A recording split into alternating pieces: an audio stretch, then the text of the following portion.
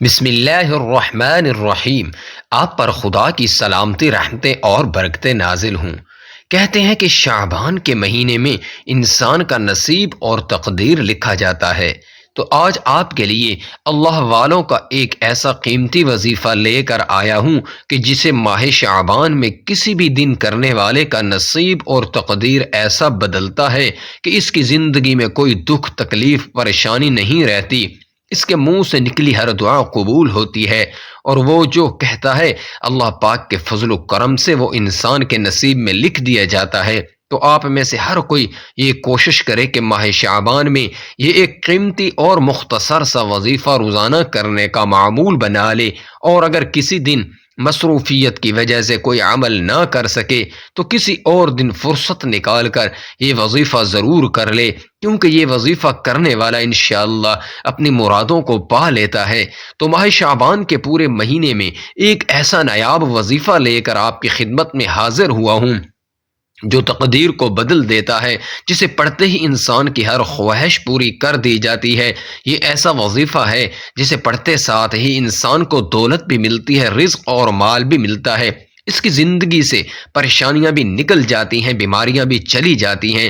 یوں سمجھ لیجئے کہ انسان اپنی مرضی کا نصیب اور تقدیر اپنے اللہ سے لکھوا سکتا ہے۔ بس آپ نے اللہ کی ذات پر پورا یقین اور مکمل بھروسہ کرتے ہوئے یہ چھوٹا سا وظیفہ بتائے گئے طریقے اور ترتیب سے پڑھنا ہے، جس کے گھر میں بے سکونی، بے برکتی ختم ہونے کا نام نہیں لیتی۔ جو شخص در در کی ٹھوکروں سے تنگ آ چکا ہے، جو اپنی زندگی سے ہار چکا ہے، نا امید ہو چکا ہے، جو شخص کہتا ہے میں تو وظائف بھی پڑھتا ہوں، محنت بھی کرتا ہوں، تسبیحات پڑھ پڑھ کر تھک چکا ہوں، لیکن مجھے تو آج تک کامیابی نہیں ملی، تو وہ شخص دنیا جہاں کے تمام کام چھوڑ کر ماہ شعبان میں یہ ایک وظیفہ لازمی کر لے، اور پھر اپنی زندگی میں کامیابیوں کو آتا ہوا خود دیکھے۔ وہ جس کام میں ہاتھ ڈالے گا انشاءاللہ وہ کام فوراً ہو جائے گا، جس چیز کی طرف دیکھے گا انشاءاللہ وہ چیز اس کی ہو جائے گی۔ انسان پر جو مصیبت آتی ہے، چاہے بیماری کی صورت میں ہو، ذہنی یا روحانی اذیت کی شکل میں ہو، کاروباری پریشانی ہو یا خاندانی لڑائی جھگڑوں کا دکھ اور صدمہ ہو، یاد رکھیے کہ ہر قسم کی مصیبت اس کے گناہوں کی وجہ سے آتی ہے۔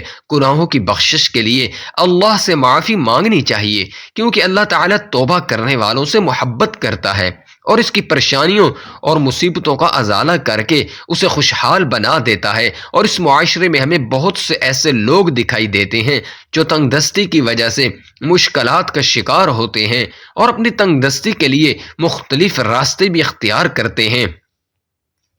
کبھی کسی تعویذ والے کے پاس جاتے ہیں، کبھی کسی عالم کے پاس جاتے ہیں، مگر اپنی غلطیاں اور کوتاہیاں نہیں دیکھتے جو ان کا رزق کم کرنے کا باعث بنتی ہیں، اور ان کی زندگی میں مشکلات آتی رہتی ہیں۔ اگر آپ اپنی زندگی سے مشکلات کو، پریشانیوں کو نکال کر ایک نئی زندگی کا آغاز کرنا چاہتے ہیں، ایک ایسی زندگی جس میں ہر قدم پر کامیابیاں مقدر ہو جائیں، جس میں نہ رزق کی تنگی ہو، نہ بیماریاں ہوں، نہ پریشانیاں ہوں، نہ کبھی کسی کے سامنے جھکنا پڑے، نہ کبھی کسی کے سامنے ہاتھ پھیلانا پڑے، نہ در در کی ٹھوکریں کھانی پڑے، تو ماہ شعبان میں یہ ایک وظیفہ ضرور کر لینا۔ اتنا طاقتور اور اتنا اثر انگیز وظیفہ ہے، اگر میرا بس چلتا تو میں آپ سے ہر ایک کو پکڑ کر بٹھاتا اور کہتا کہ اس ماہ شعبان میں یہ وظیفہ ضرور کر لو، اور اپنی پسند کی تقدیر اور نصیب اپنے رب سے لکھوا لو، کیونکہ یہ ایسا مبارک مہینہ ہے، اس میں ایک مانگنے والے کو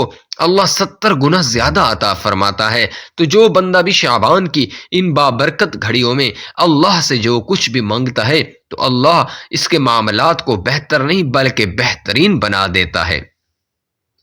اور نبی پاک صلی اللہ علیہ وسلم کی ایک حدیث کا مفہوم ہے کہ شعبان میرا مہینہ ہے، یعنی پیارے آقا صلی اللہ علیہ وسلم کا مہینہ ہے۔ جب آپ اللہ کے حبیب کے مہینے میں اللہ کا ذکر کر کے، اللہ والوں کا بتایا ہوا وظیفہ کر کے اللہ سے کچھ مانگیں گے تو سوچیں کہ کیا وہ آپ کو عطا نہیں کرے گا۔ پیارے آقا فرما رہے ہیں کہ شعبان میرا مہینہ ہے، تو اندازہ لگائیے کہ اس کا ہر دن کتنی قبولیت کا ہے، اس کی ہر رات کتنی قبولیت کی ہے۔ تم میرے پیارے جو کسی بھی پریشانی کی وجہ سے، کسی بھی تنگ دستی، کسی بھی مصیبت کی وجہ سے مشکل میں ہیں، تو وہ ماہ شعبان کا یہ وظیفہ ضرور کر لیجئے۔ اور یہ سوچ کر کیجئے کہ آپ کی مشکلات اور پریشانیوں کا آج آخری دن ہے۔ تو آئیے آج کے وظیفے کی جانب چلتے ہیں۔ میرے محترم عزیزو، یہ وظیفہ اگر آپ ماہ شعبان میں اپنا روزانہ پڑھنے کا معمول بنا لیتے ہیں تو یہ بہت ہی زیادہ بہتر ہے۔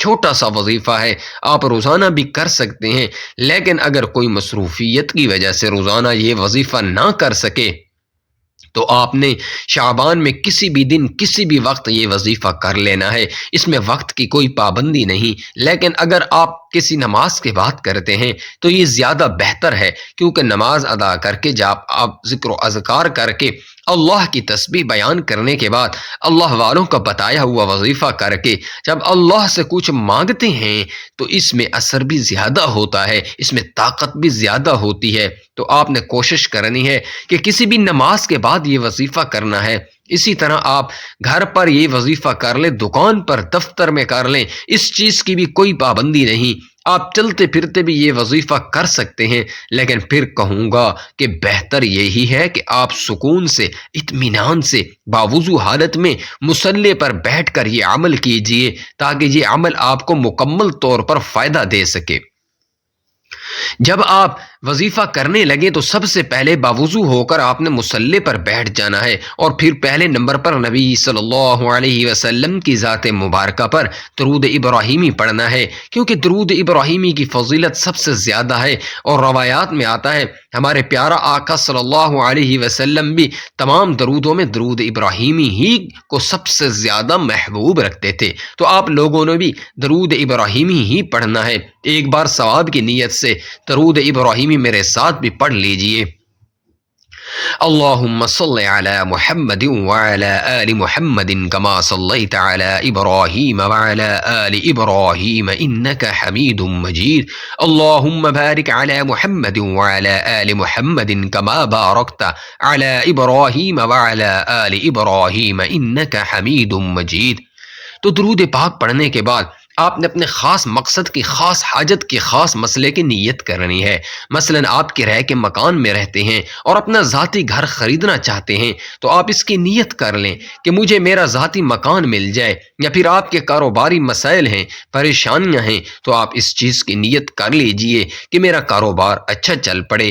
آپ کہیں نوکری کے خواہش مند ہیں تو اس چیز کی نیت کر سکتے ہیں کہ مجھے کہیں اچھی نوکری مل جائے، میری ساری پریشانیاں ختم ہو جائیں۔ اگر آپ کی اولاد آپ کا کہنا نہیں مانتی اور اپنی مرضی کرتی ہے تو اس لیے پڑھ لیں، نافرمان شوہر کے لیے پڑھ لیں۔ آپ اپنے بچوں کی کہیں اچھی جگہ شادی کروانا چاہتے ہیں، یا آپ کے بچوں کا رشتہ نہیں ہو رہا، لوگ آتے ہیں اور دیکھ کے چلے جاتے ہیں، تو آپ اس چیز کی نیت کر لیجئے کہ میرے بچوں کی کہیں اچھی جگہ پر شادی ہو جائے۔ الغرض، آپ کا جو بھی مقصد ہے، جو بھی حاجت ہے، جو بھی خواہش ہے، اس کی نیت کرنی ہے، اور آج وہ مانگنا ہے جو آپ کو لگتا ہے کہ میری فلاں خواہش ناممکن ہے، وہ کسی صورت پوری نہیں ہو سکتی، تو آج آپ نے اپنے مقصد کی نیت کرنی ہے، اور پھر آپ نے اعوذ باللہ من الشیطان الرجیم بسم اللہ الرحمن الرحیم پڑھ کر وظیفے کا آغاز کرنا ہے۔ اور سب سے پہلے نمبر پر جو وظیفہ آپ نے پڑھنا ہے بہت ہی آسان اور سادہ سا وظیفہ ہے، کوئی چھوٹا بچہ بھی بڑے آرام سے اور سکون سے پڑھ سکتا ہے۔ سب سے پہلے نمبر پر آپ نے جو وظیفہ پڑھنا ہے وہ یا وہاب کا وظیفہ ہے۔ یا وہاب رب کریم کا ایک ایسا صفاتی نام ہے جسے پڑھنے والا جس مقصد کی نیت کر کے بیٹھتا ہے وہ مقصد انشاءاللہ ضرور پورا ہو کر رہتا ہے۔ آج آپ کی کوئی ناممکن حاجت ہے، یا کوئی ایسا کام ہے، ایسی پریشانی ہے، ایسی مصیبت ہے جو کئی سالوں سے آپ کا پیچھا نہیں چھوڑ رہی، تو آج نیت کر کے بیٹھنا ہے اور رب کریم سے ضد کر کے مانگنا ہے۔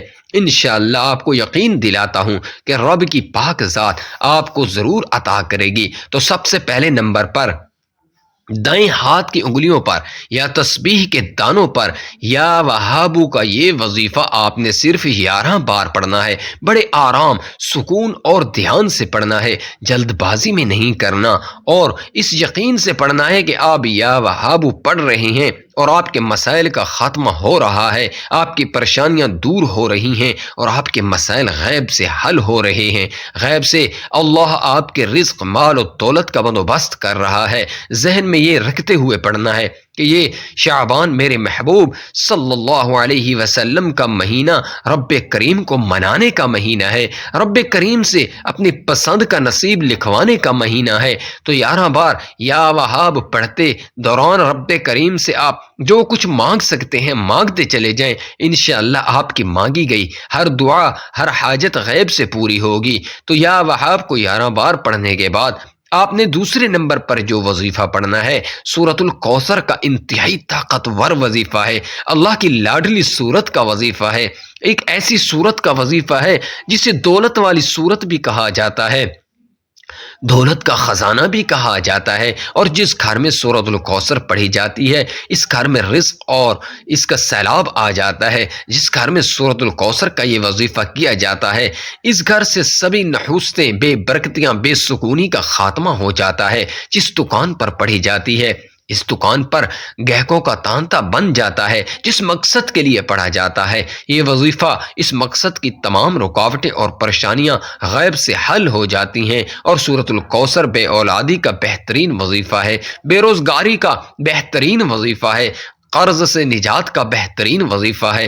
تو اللہ کے حبیب کے مہینے میں اللہ کی لاڈلی صورت کا یہ وظیفہ آپ نے کرنا ہے اور اللہ سے ضد کر کے اپنے پسند کا نصیب لکھوا لینا ہے۔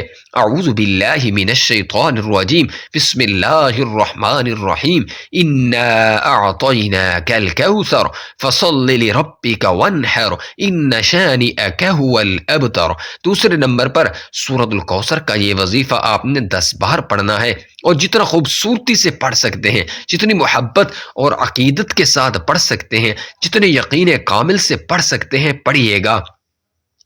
آپ تو کیا انشاءاللہ آپ کے گھر کا بچہ دولت مند ہو جائے گا، آپ کی نسلیں آباد ہو جائیں گی اور آپ ہر پریشانی سے انشاءاللہ نجات پا لیں گے۔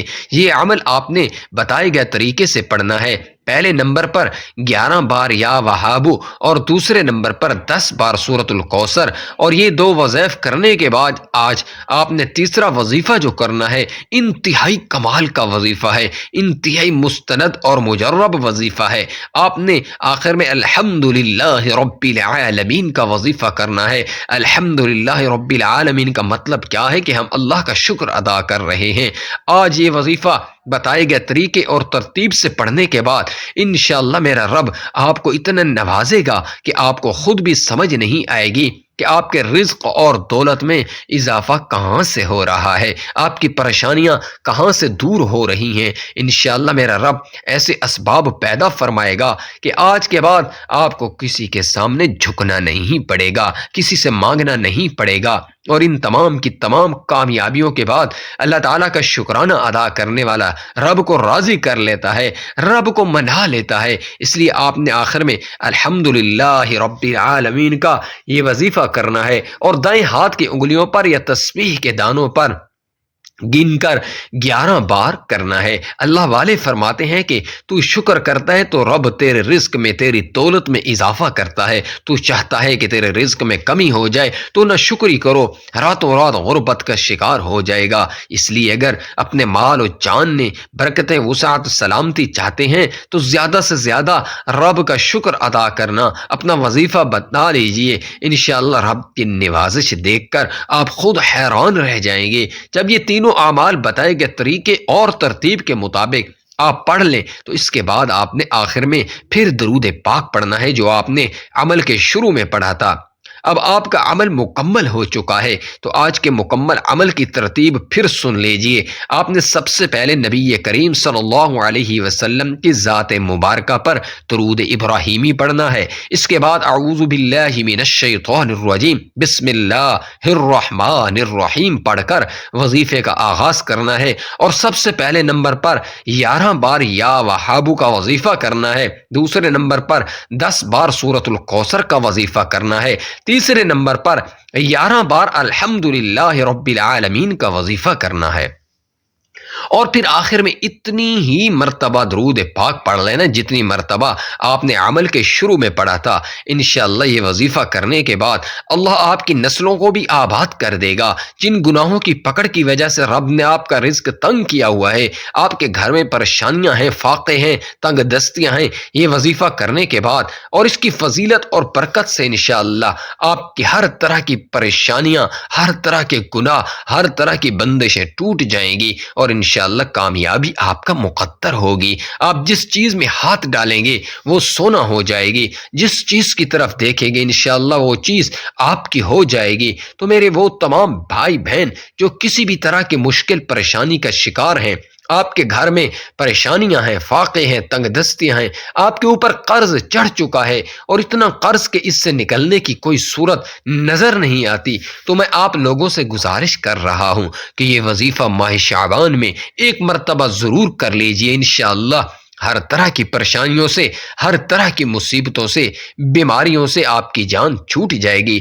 اگر آپ کے اوپر کوئی بندش، کوئی رکاوٹ ہے، انشاءاللہ وہ بھی جڑ سے ختم ہو جائے گی۔ اور یاد رکھیے جب آپ عمل شروع کریں تو آپ نے اپنے دل میں اپنی حاجت، اپنی مراد، جس کے لیے آپ یہ وظیفہ پڑھ رہے ہیں، جس مقصد کے لیے آپ یہ عمل کر رہے ہیں، اور جب آپ یہ عمل مکمل کر لیں تو آپ نے آخر میں دعا ضرور مانگنی ہے۔